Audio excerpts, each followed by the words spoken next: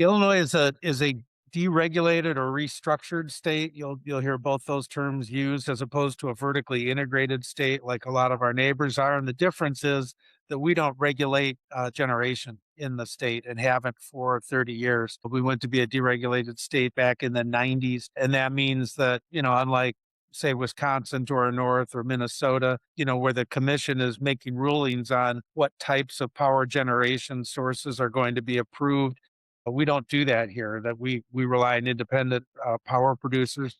Our utilities can't own generation here in the state, and so you were right when you described us as being a fairly complex market, and that adds to the complexity because we don't have some of the same controls from a commission standpoint that some of our neighboring states commissions have. So we can talk about it a little bit in the future because we're trying to get a little bit more handle on it than we've had with respect to generation.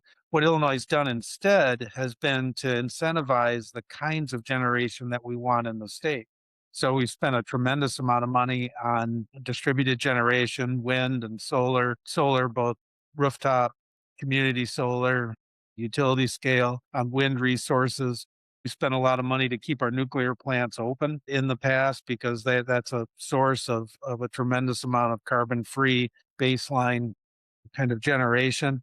We spent a lot of money on energy efficiency over the years, trying to take down the amount of power that we need here. And then the new legislation that just passed in Illinois, the SURGA legislation, will add things like virtual power plants, thermal network programs, a whole lot of storage, of energy storage as well, and give us integrated resource planning like is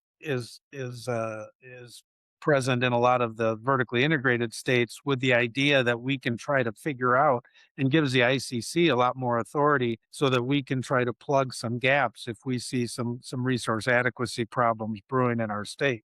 So we've done a lot in terms of trying to incentivize different power generation sources, but it's really changing for us going forward, and we're going to have a lot more authority at the commission level, which isn't altogether different than a lot of other commissions have that Mhm. are vertically integrated and have that governance over generation, but we just haven't had that in 30 years, and now we're going to have it much more so without having to go back to the legislature every time we need to make a change in a program. And so it'll make us a little bit more nimble, I think, hopefully, and that's the goal. And we appreciate the faith that the legislature and the governor have in us to be able to carry that out without having to go back to change legislation every time.